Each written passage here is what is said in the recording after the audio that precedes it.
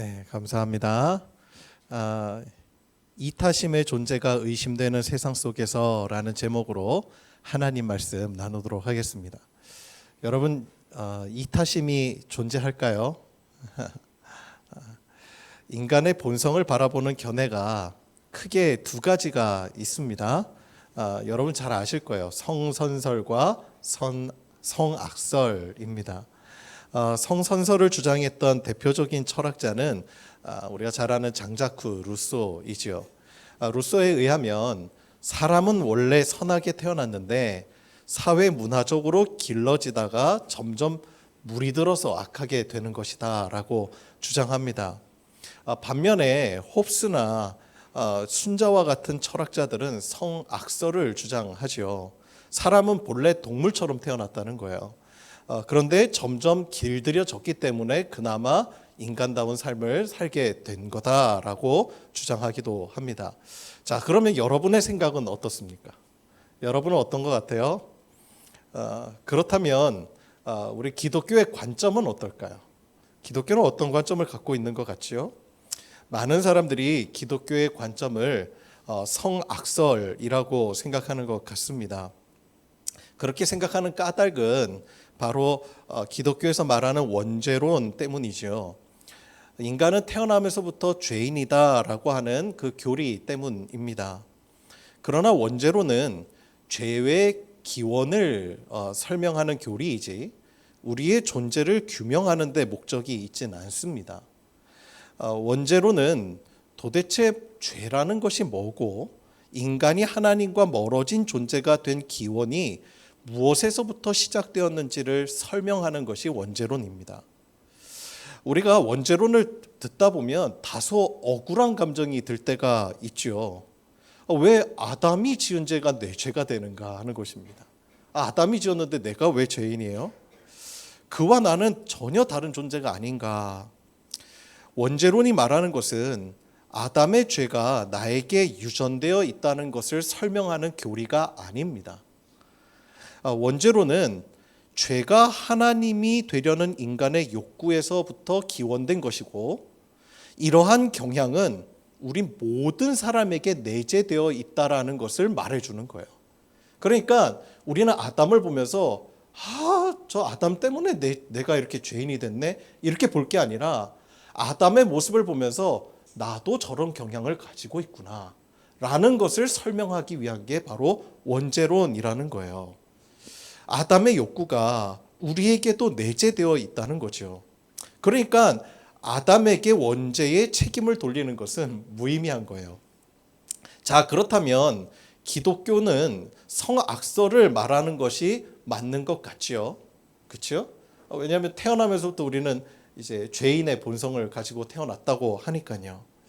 하지만 우리가 놓치지 말아야 할 것이 있어요. 성경은 죄의 기원에 앞서서 사람의 기원을 먼저 설명을 해요. 사람이 어떻게 지어졌는가.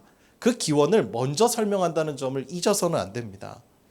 성경은 우리가 죄를 짓게 된 경위 이전에 우리는 사람이 하나님의 형상으로 지어졌다는 것을 먼저 이야기하고 있어요.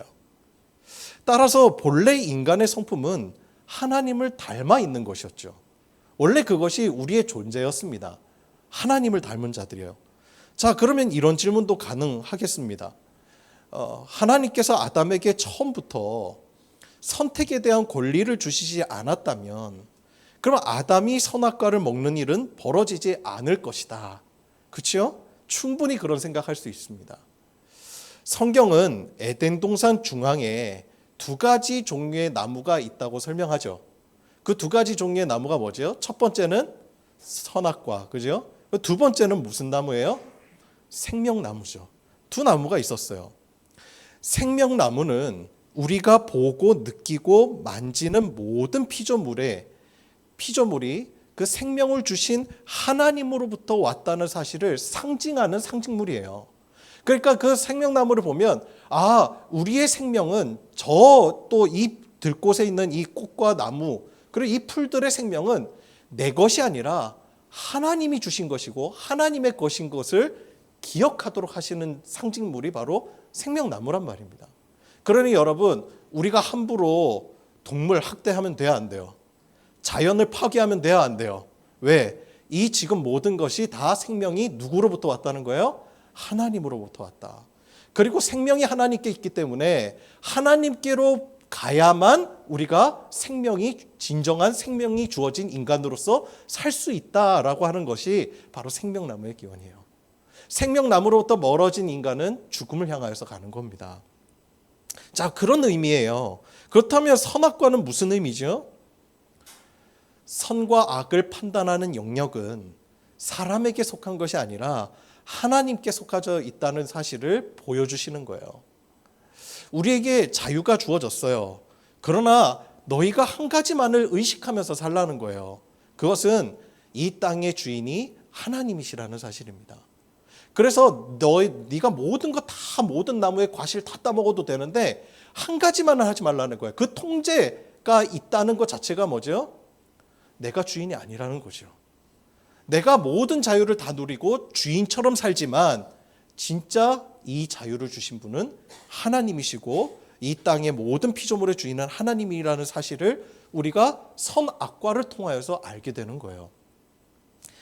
이 하나님께서 우리에게 청직이라는 사실을 잊지 말라고 하시는 겁니다. 하나님은 우리를 로봇으로 만드시지 않으셨어요. 자유의지를 가진 인간으로 만드셨습니다. 여러분, 로봇과는 근본적으로 관계를 맺을 수가 없지요. 관계라는 것은 자유의지가 전제되어 있어야 가능한 거예요. 내가 이 사람과 교제를 할 때 내가 이 사람과 교제할 권리도 있고 내가 그 사람과 교제를 거부할 선택도 있죠. 그런 선택이 있기 때문에 관계가 형성될 수 있는 거예요. 나만 좋다고 해서 나 정말 너를 사랑해 그리고 막 집착하고 따라다녀요. 그거는 관계가 형성이 되는 거예요? 아니에요? 안 되는 거죠. 그래서 그게 범죄가 되는 거예요. 스토킹이 되는 겁니다.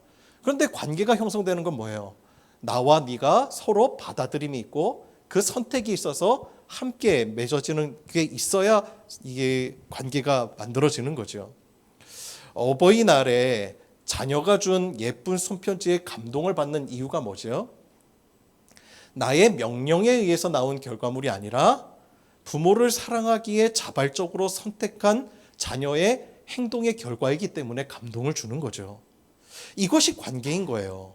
그러니까 로봇이 명령어를 내가 주고 로봇이 아무리 내 말을 잘 따른다 하여도 관계가 형성될 수 있는 게 아닙니다. 로봇이 아니라 생명체가 자발적으로 거부하기도 하고 선택하기도 하고. 여러분, 왜 사랑이 되는 줄 아세요? 왜 사랑이 소중한 거죠? 서로가 나를 선택해 준 거잖아요. 나를 사랑해 주고 선택해 줬기 때문에 사랑이 고귀한 거거든요.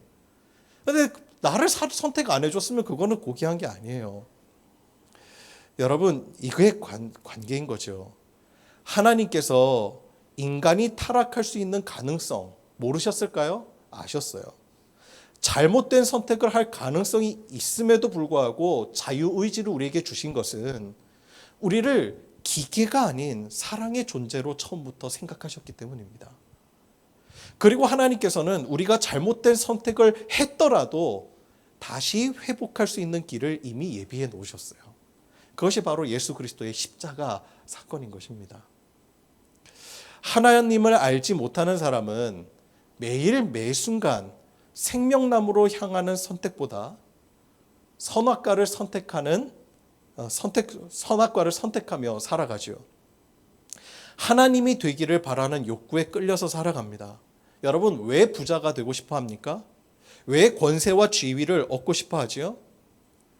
돈과 권세와 지위가 있으면요, 나에게 벌어지는 모든 상황을 최대한 내가 통제할 수 있다고 믿기 때문입니다. 질병도 사고도 원하는 꿈도 이루고 또 내가 통제할 수 있다고 생각합니다. 욕구를 억제하지 않아도 돼요. 돈이 있으면 다 할 수 있다고 생각을 합니다. 그러나 사실 내 삶을 내가 통제하고 싶은 욕구는 어디에서부터 기원한 거죠? 하나예요. 불안입니다. 불안하니까 통제하고 싶은 거예요. 내가 왜 돈을 더 갖고 싶지요? 왜 더 높은 지위를 갖고 싶죠? 왜 내 모든 벌어지는 상황을 통제하고 싶은 거죠? 미래를 모르니까, 불안하니까, 평안이 없는 거예요. 여러분, 하나님을 떠난 인간이 꼭 고아와 같아서 그 마음에 평안을 잃어버렸습니다. 샬롬이 없는 거예요. 자신의 삶을 자신 스스로 개척하고 자기 스스로 책임지며 살아야 하기 때문에 불안해요. 그래서 더욱 예측 불가능한 상황이 벌어졌을 때에도 최대한 그 상황을 통제할 수 있는 힘을 얻고 싶어 하는 것이 인간의 욕구란 말입니다. 우리가 살아가는 세상을 한번 보세요. 수많은 불안이 있습니다. 한 치 앞도 예측할 수 없는 국가 경제 상황이 있지요. 안보도 있지요. 기후 변화도 있어요. 매일마다 뉴스에서 터져 나옵니다. 언제 내가 희망퇴직자의 대상자가 될지 한 치 앞도 알 수 없어요. 언제 내 사업이 갑자기 꺾어질지 알 수가 없어요. 그러는 불안이 점점 세계를 자신들의 이익만을 우선으로 여기는 국수주의 국가들로 바꾸어가고 있습니다. 나만을 원해요. 내 것만 챙기기를 원해요. 보면은 서로 경쟁하잖아요. 등 돌립니다. 그러니 그런 분위기 속에서 살아가는 우리 사람들의 모습은 어떨까요? 과연 인간에겐 이탄심이라는 게 존재할까? 그런 질문이 들 만큼 냉정해지고 있는 시대입니다. 서로에 대해서 관심을 두지 않습니다. 그런 세상을 우리가 경험하고 있어요. 최근 제가 한 성도님 가정에서 신방하고 난 뒤에 그 도파민 네이션이라고 하는 책을 선물해 주셔서 제가 읽었습니다. 책이 굉장히 재밌었어요. 그 책은 정신과 의사이자 뇌과학자인 애나 램키 교수가 인간의 쾌락과 고통의 관계, 중독의 원인 이런 것들을 이제 설명하고 있는 책인데요. 그 책에 보면 오늘날 인간이 추구하는 행복과 그 고결하고 거룩한 감정인 이타심, 이 행복과 이타심조차도 얼마나 이기적으로 변했는지를 설명을 하고 있거든요. 그가 이렇게 이야기를 합니다. 제가 읽어드릴게요. 행복에 관한 수많은 책들이 쏟아져 나오고 있다. 행복의 습관, 행복을 위한 수면, 멀지 않은 행복, 더 나은 당신을 만들기 위한 7일. 각 책자에는 행복을 위한 처방들이 또한 실려 있다. 당신을 행복하게 하는 50가지 목록을 적으세요. 거울 속 당신의 모습을 보고 자신에 대해 가장 좋아하는 것들을 일기에 적으세요. 긍정적인 감정의 흐름을 만드세요. 그중 가장 강력한 문구는 아마 이게 아닐까. 타이밍, 그리고 행복에 대한 다양한 전술을 최대한 활용하세요. 언제, 얼마나 자주 할지에 대해선 계획적이어야 합니다. 그리고 선행의 경우 선행을 하루에 많이 할지 매일 하나씩 할지가 자가 실험을 통해 결정하는 것이 가장 효과적입니다. 이 책자들은 개인의 행복을 쫓는 것이 좋은 인생을 둘러싼 다른 정의들을 밀어내고 어떻게 현대의 처세술이 되었는지를 보여준다. 여기에서는 다른 사람에 대한 선행마저 개인의 행복을 위한 전술로 표현되고 있다. 그 자체로 상찬받아야 할 이타심은 우리 자신의 웰빙을 위한 수단이 되고 말았다. 여러분 좀 어려운 말이죠. 이 책의 중심 내용이 뭐죠? 무슨 뜻입니까? 인간의 선행조차도 자기 자신을 위한 일이라는 거예요. 이기적 이타심. 선행도 자기를 위한 행위이기 때문에 사실상 이타심은 존재하지 않는다는 이야기를. 나를 위해서, 내 마음의 후련함을 위해서 이타심은 이기적인 욕망에서 기원될 수 있다는 결론 아닙니까? 그런 이야기를 하고 있는 거예요. 그런데 실제로 우리가 살아가는 세상이 그런 것 같아요. 자신의 이름을 위해서 또 죄책감을 줄이기 위해서 자기 만족을 위해서 선행이 이루어지는 것 같아요. 저도 가끔 목회를 하다 보면 그런 유혹에 빠질 때가 있죠. 교회의 영향력이 커지고 다른 곳에 선교를 하고 돕는 일들을 할 때 그때도 묘한 만족감이라는 게 들 때가 있습니다. 그 만족감이 하나님이 주신 마음이 아니라는 것을 깨닫게 될 때가 있었어요. 이상하게 도우면 도울수록 내 마음에 사랑이 넘치기보다 내 이름이 높아지길 원하고 우리 교회가 높아지길 원하고 때로는 그렇게 돕고 나서도 내 마음에 계속 불안함이 가시질 않을 때가 있었습니다. 무엇을 위한 선일까요? 무엇을 위한 선교였을까요? 무엇을 위한 선행이었을까요? 그 모든 것조차도 이기적 이타심, 얼마든지 그럴 수 있다는 것을 제 스스로 깨닫게 되었더라 하는 것입니다. 선행조차도 타락해 보이는 이 세상 속에서 그렇다면 교회의 역할이 무엇인가? 교회가 세상에 비친 이유가 무엇일까? 그것이 오늘 우리가 바라보아야 될 것 같아요. 세상에서 발견할 수 없는 것이 바로 교회에 있기 때문입니다. 오늘 본문 말씀 7절에 보면 이렇게 기록되어 있지요. 사랑하는 자들아, 우리가 서로 사랑하자. 사랑은 하나님께 속한 것이니 사랑하는 자마다 하나님으로부터 나서 하나님을 알고. 아멘. 교회가 세상과 다른 것은 사랑에 달려 있다는 것입니다. 사랑장으로 유명한 고린도전서 13장에 사랑에 대한 특징이 서술되어 있는데요. 그 특징에 이런 내용들이 나옵니다. 제가 읽어드릴게요. 사랑은 오래 참고 사랑은 온유하며 시기하지 아니하며 사랑은 자랑하지 아니하며 교만하지 아니하며 무례히 행하지 아니하며. 그런데 그 다음 구절을 한번 잘 들어보세요. 그 다음 구절에 이렇게 나와요. 자기의 유익을 구하지 아니하며. 사랑은 자기의 유익을 구하지 않는 거라는 거예요. 세상은 이타심조차도 자기의 유익을 구하는 것인데, 그래서 우리는 성악설이라고 이야기하는 세상 가운데 살아가는 것 같은데 성경은 우리에게 그렇지 않다고 말해요. 사랑이야말로 진정한 하나님의 성품이고 다 자기의 유익을 구하지 않는 그러한 이타심이라고 하는 거예요. 사랑은 자기의 유익을 구하지 않는다는 겁니다. 이타심과 선행조차도 이기적으로 변질돼 버린 세상입니다. 그 말은 사랑이 실종된 세상이라는 말이죠. 참 평안이 없어요. 사랑하자. 오늘 말씀해 보면 사랑은 하나님으로부터 나온다고 이야기를 해요. 그러므로 사랑하는 것보다 더 강력한 교회의 권위는 없는 거예요. 여러분, 교회의 권위가 무엇일까요? 세상에서 도대체 교회의 권위를 어디서 느낄 수 있을까요? 바로 사랑에서 느낀다는 거예요. 사랑에서. 교회와 강단에서 선포되는 가장 강력한 것은 바로 사랑이라는 겁니다. 왜냐하면 그것이 하나님께 속한 것이기 때문에 그렇다는 거예요. 김형석 교수님, 그분이 쓴 왜 우리에게 기독교가 필요한가라는 책에 나오는 이야기 중에 하나예요. 김형석 교수의 지인인 숙명여대 교수를 거쳐서 우리나라 차관을 지내신 분이 있었답니다. 그분이 우스갯소리처럼 항상 입에 다시던 이야기가 있대요. 그분이 이렇게 이야기합니다. 난 세상에서 아무도 무섭지 않은데 다만 우리 어머니한테는 꼼짝도 못해. 우리 어머니는 마땅치 않은 것이 있으면 가만히 계시다가 야, 이 녀석아, 내가 너를 낳았다. 너 할 말이 있어? 항상 그렇게 말씀하시거든. 이렇게 이야기하는 거예요. 그 친구 어머니의 말이 바로 사랑의 권위입니다.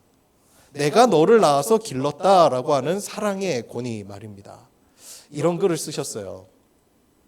우리가 흔히 고린도전서 13장을 사랑장이라고 부르죠. 이 장은 아마 사도 바울이 목회자로서 목양을 하고 복음을 전하면서 깨달은 진리인 것 같아요. 사도 바울은 사랑 없는 믿음이 얼마나 무섭게 변질될 수 있는지, 사랑 없는 소망이 얼마나 이기적일 수 있는지를 교회 공동체를 통해서 경험한 겁니다. 믿음도 중요해요. 소망도 중요합니다. 사랑도 중요합니다. 하지만 이 세 가지 덕목은 모두 사랑 안에서 존재해야 한다는 거예요. 그래서 이렇게 말씀하는 거죠. 13장에 보면 이렇게 풀이해서 나옵니다. 내가 천사의 말을 한다 해도 사랑이 없으면 아무것도 아닙니다. 산을 옮길 만한 믿음이 있다고 해도 사랑이 없으면 아무것도 아닙니다. 내 몸을 내어줘 불사르게 한다 할지라도 사랑이 없으면 아무것도 아닙니다. 이렇게 이야기를 하는 거죠. 여러분, 왜 사랑이 중요해요? 사랑이 아니면 안 되는 것이 있기 때문이죠. 어떤 좋은 것도요, 사랑이 없으면 불완전하기 때문입니다. 우리는 우리의 믿음을 지키기 위해서, 소망을 붙들기 위해서 얼마나 노력하죠? 때로는 그것을 위해서 싸우기도 하죠. 그런데 사랑은 싸워서 쟁취하는 것이 아니에요. 사랑은 이기려고 하는 것이 아닙니다. 참 놀라운 것은요, 그럼에도 그 사랑이 어떠한 정의로움보다 더 강력하다는 거예요. 정의는 싸워서 한쪽만 남지만 사랑은 둘이 함께 남는 것이니까요. 부부간에 여러분 서로 옳다고 싸우다가 갈라지지 않습니까? 형제간에도 서로 옳다고 주장하다가 얼굴 보지 않고 사는 경우가 있지 않습니까? 정의는 자기 생각에 옳은 것을 주장하면서 나의 편을 만들려고 하는 것이지만, 사랑은 상대방을 이해하고 내가 그 사람의 편이 되어주는 거죠. 정의의 눈을 가지고 세상을 보면 정의밖에 보이지 않지만, 사랑의 눈으로 보면 내가 보지 못했던 것들이 보여지기 시작하더라는 거예요. 그렇다면 그 사랑의 정체는 뭐고 그 사랑이 가진 능력이 뭐죠? 오늘 본문 10절을 한번 보겠습니다. 10절에 이렇게 나와요. 사랑은 여기 있으니 우리가 하나님을 사랑한 것이 아니요 하나님이 우리를 사랑하사 우리 죄를 속하기 위하여 화목 제물로 그 아들을 보내셨습니다. 아멘. 사랑이 여기 있다, 이렇게 이야기를 해요. 오늘 우리가 말하는 사랑은 우리 인간의 본성에서 나오는 것이 아니라 하나님으로부터 나오는 사랑이에요. 하나님이 우리를 사랑하신 그 사랑에서 시작되는 거예요. 하나님은 우리에게 정의를 따지신 분 아니죠? 만약에 하나님의 정의로 우리를 바라봤다면 우리는 죽어 마땅해야 했어요. 우리를 사랑하셔서 우리의 죄를 위해서 화목제물로 그 아들을 내어주시기까지 사랑하신 그 사랑이라. 그 사랑이 바로 여기에 있다는 거예요. 오늘 말씀이 조금 당황스럽기도 합니다. 우리는 그동안 하나님을 사랑하는 것이 중요하다고 생각했는데, 더 중요한 것은 사랑이 여기 있으니 바로 하나님이 우리를 사랑하신 그 사랑이라고 말씀하고 계신 거예요. C.S. 루이스 교수가 사랑에 대해서 이런 설명을 한 적이 있어요. 우리는 에로스에 의해 태어나고 스토르게에 의해서 양육되고 피리아에 의해서 성숙하고 아가페의 사랑으로 완성된다. 여러분, 제가 여러 번 헬라어에서 사랑을 표기하는 언어가 4개라고 말씀드린 적 있죠. 그렇죠? 우리말로는 다 사랑이라고 해석이 되는데, 그런데 헬라어는 조금 사랑에 대한 구분점이 있어요. 단어가 달라요. 첫 번째로는 C.S. 루이스가 말하는 에로스, 남녀 간의 사랑. 그렇죠? 그다음에 스톨게가 뭐예요? 부모와 자녀 간의 사랑. 그다음에 피리아, 친구 간의 우정, 또는 사람과 사람과의 관계에 있어서 누려지는 어떤 궁유한 마음, 사랑이에요. 그리고 아가페는 뭐죠? 이건 불가항력적인 사랑, 절대적인 사랑, 오직 하나님만이 인간에게 주실 수 있는 사랑이 아가페예요. 그래서 C.S. 루이스가 말하는 거죠. 우리는 에로스에 의해서 태어나고 스톨게에 의해 양육되고 피리아에 의해 성숙하고 아가페의 사랑으로 완성된다는 거예요. 우리 크리스천들에게 이 사랑이 아주 특별합니다. 그리고 주님은 우리에게 그 사랑을 하라고 말씀하시는 거예요. 그 사랑. 오늘 본문 요한일서 4장 7절에서 한번 8절을 보세요. 사랑하는 자들아, 우리가 서로 사랑하자. 사랑은 하나님께 속한 것이니 사랑하는 자마다 하나님으로부터 나서 하나님을 알고 사랑하지 아니하는 자는 하나님을 알지 못하나니 이는 하나님은 사랑이심이라. 여기서 사랑은 하나님께 속한 것인즉 사랑하는 자마다 하나님께로부터 나서 하나님을 안다고 이야기를 해요. 그럼 반대로 이야기하면 뭐죠? 사랑하지 않는 사람은 하나님을 알지도 못하고 하나님의 사랑이 될 수 없다는 말이에요. 우리를 사랑하라고 말씀하시는 이 사랑의 요구는 하나님으로부터 나오는 것입니다. 사랑하는 자만이 속에 하나님이 거하신다라는 것을 알 수 있다라는 거예요. C.S. 루이스가 말한 것처럼 사랑에는 여러 가지 종류가 있어요. 그러나 오늘 본문에 등장하는 이 본문은 한 가지 언어로 되어 있다는 것을 여러분 아셔야 돼요. 그러면 이 사랑은 무슨 사랑을 의미할까요? 네 가지 중에 아가페예요. 아가페. 요한 1서에는 아가파오 그의 사랑으로라고 하는 이 단어만, 이 동사만요 28번이 나와요. 아가페라고 하는 명사만 18회가 기록되어 있어요. 우리가 잘 아는 이 아가페라고 하는 말, 주님의 사랑, 희생적인 사랑, 조건을 뛰어넘는 사랑, 철저하게 상대방의 유익을 구하는 그 사랑, 그게 바로 하나님의 사랑이라는 거예요. 자, 그 사랑은 그럼 과연 어떤 사랑일까? 어느 부흥사 목사님의 이야기가 있어요. 그 성령에 속한 사람이라는 책에서 그 목사님에 대한 이야기가 이렇게 소개되었는데요. 아주 오래전의 일인 것 같습니다. 어느 날 목사님 두 분이 이렇게 만나셨다는 거예요. 한 목사님은 아들이 5이고 다른 목사님은 딸 하나밖에 없었답니다. 대화를 나누다가 딸만 있는 목사님이 친구 목사님에게 그렇게 얘기를 했다는 거예요. 자네는 아들이 5이니까 그 중에 하나는 나한테 좀 양자로 주지. 나는 대를 이을 아들이 없네. 이렇게 이야기를 한 거예요. 농담 반 진담 반이었습니다. 옛날에는 이렇게 대를 잇는 게 되게 중요했으니까. 그러니까 진짜 이렇게 그 이야기가 서로에게 농담 반 진담 반이었지만 계속 이 목사님에게 마음에 걸리는 거예요. 그러고는 무심결에 그랬다는 거예요. 뭐 그러지 뭐. 이렇게 이야기를 했다는 겁니다. 그러나 그 이야기를 집에 돌아가서 사모님한테 이야기를 했을 때 사모님한테 무지하게 야단을 맞았대요. 어쩌려고 그런 얘기를 하냐. 아무리 저거였어도 그래도 이분이 워낙 의리파여서 이 약속을 지켜야 되나. 아무래도 저 친구 진짜 진심도 담겨져 있는 것 같은데 이런 생각이 든 거죠.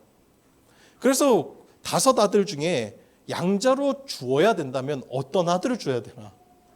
그래서 아들이 잠들어 있는 방을 몰래 이렇게 찡 열었답니다. 그리고는 곤히 잠들어 있는 5 아들을 물끄러미 쳐다봤대요. 어떤 아이를 양자로 줄까? 장남? 장남은 안 되지. 상속자인데 어떻게 다른 집에다가 줄 수 있나? 그래서 첫째 아들은 제쳐놓고 둘째 아들을 이렇게 바라봤다는 거예요. 이 녀석은 나중에 5 아들 중에 가장 똑똑하고 장래가 촉망되는 아들인데 주어서는 안 되지. 그래서 이번에는 또 셋째 아들을 이렇게 보았답니다. 이 녀석은 나를 쏙 빼닮았어. 제일 미남이고 셋째는 도무지 안 되겠어. 그런 마음이 들었다는 거예요. 그러고는 넷째 아들을 보았답니다. 이 녀석은 병치레를 너무 자주 하고 너무너무 불쌍해. 그러니 이 녀석은 내가 절대로 줄 수 없지. 그런 마음이 들었다는 거예요. 그리고 이제 마지막 막내 하나밖에 안 남은 겁니다. 그럼 막내 아들을 딱 봤더니 이 귀여운 막내를 내가 어떻게 줄 수 있나.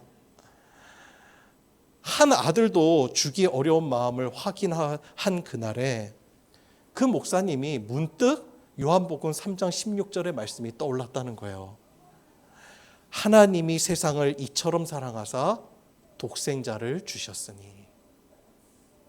5 아들 중에 하나도 주기 어려운데 하나님께서는 독생자를 우리를 위해서 내어주셨다는 거예요.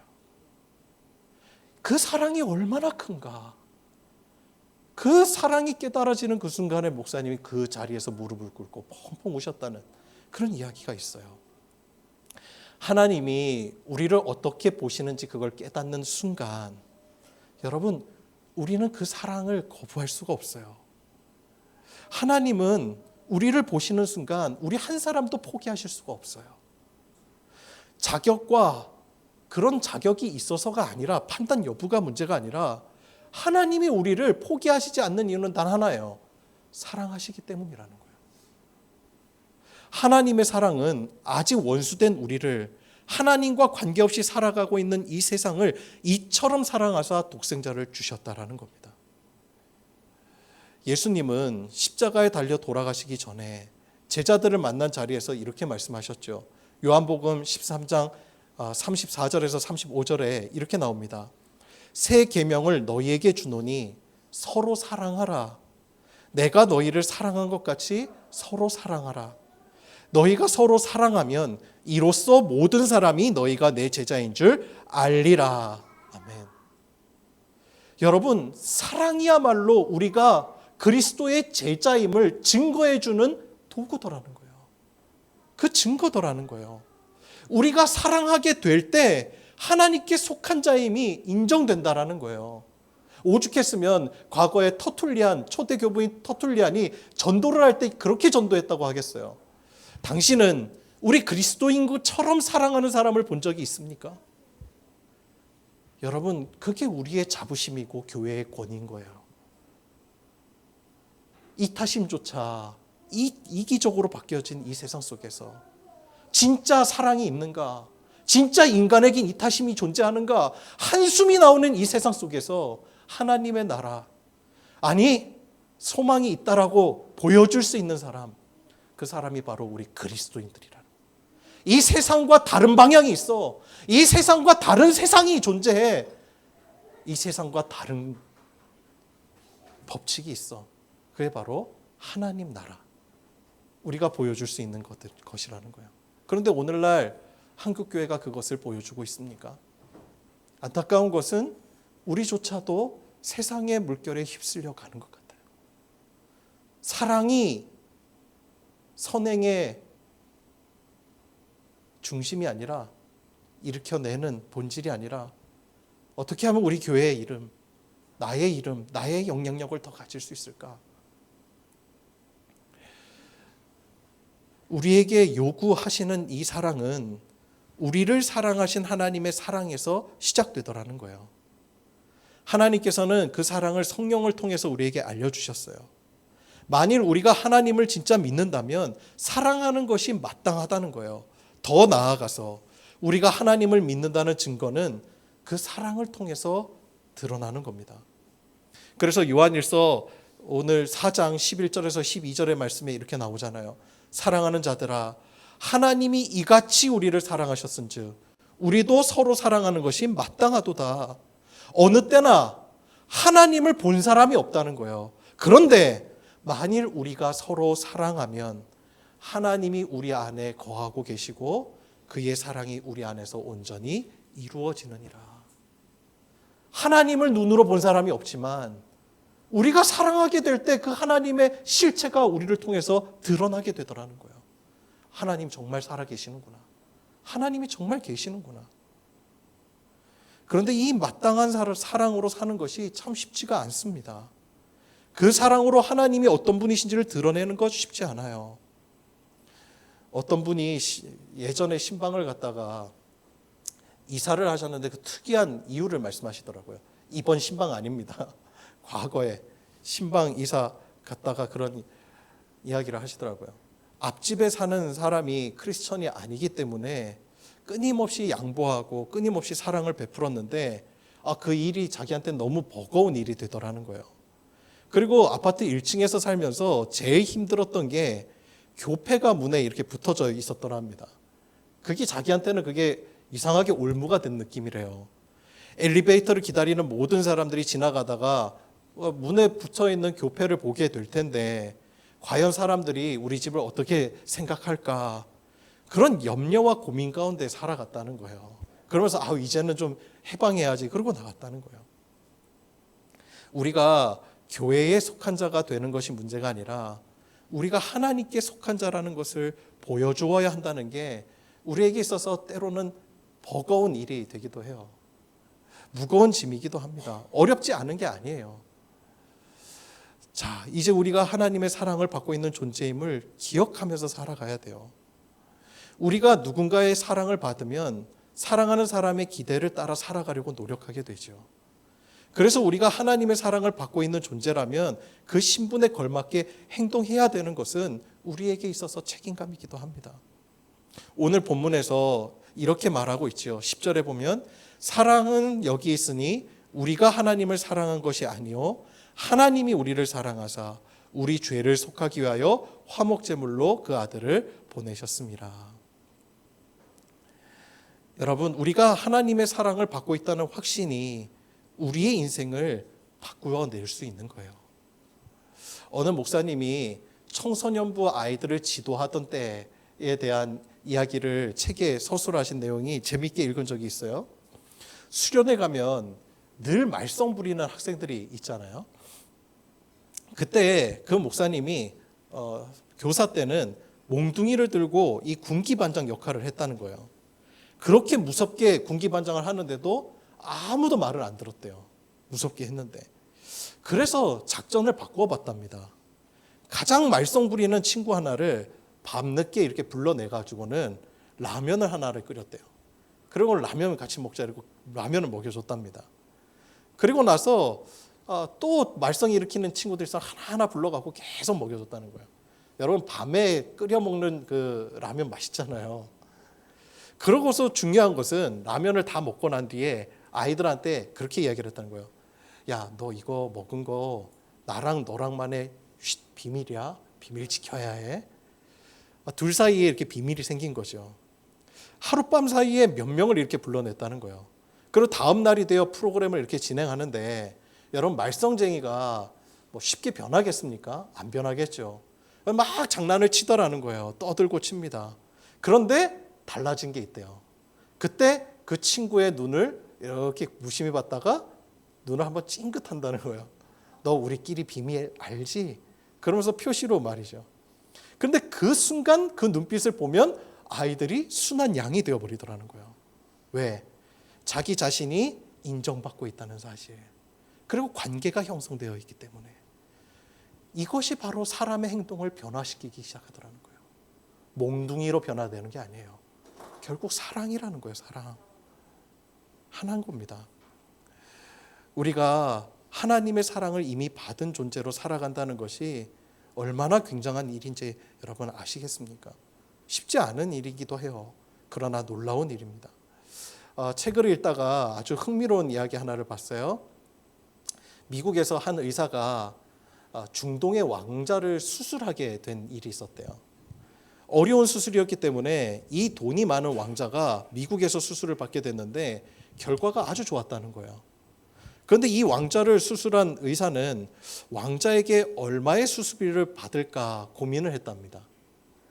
그래서 친구와 논의를 하게 되었는데 한 1,000불쯤 받으려고 한다고 말하니까 어떤 이들은 야 수당까지 합쳐서 5,000불은 받아야 적당하다고 그렇게 이야기를 하는 겁니다. 또 어떤 이는 야 중동의 왕자가 부자인데 야 한 5만 달러 정도는 받아야 되지 않겠냐 그렇게 이야기를 했다는 거예요. 고민을 하던 의사가 교회의 목사님을 찾아가서 의논을 했대요. 그래서 목사님이 그 분에게 그 의사에게 이렇게 얘기를 했답니다.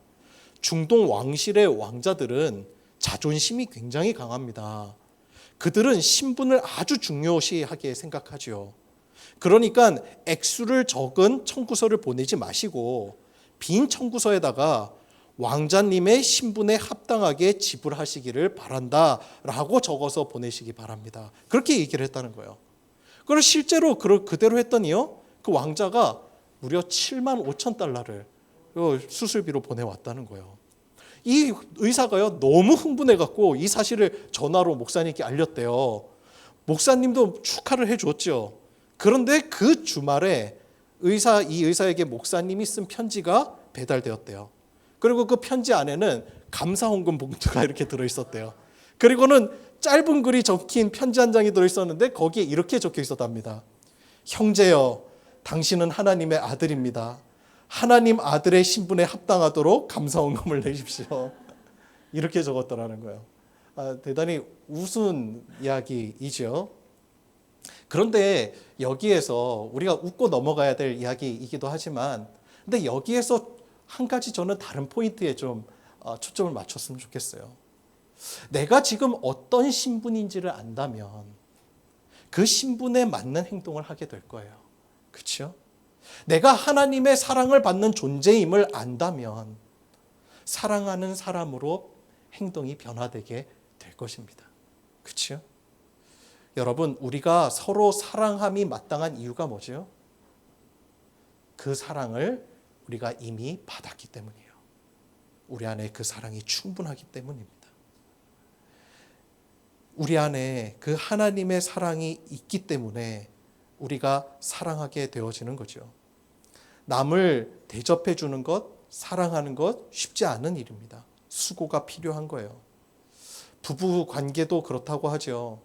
상대가 가장 사랑스러워 보일 때가 언제이냐 물었더니 여러분은 언제세요? 부부 관계가 가장 사랑스러워 보일 때, 부부가, 남편이 아내가.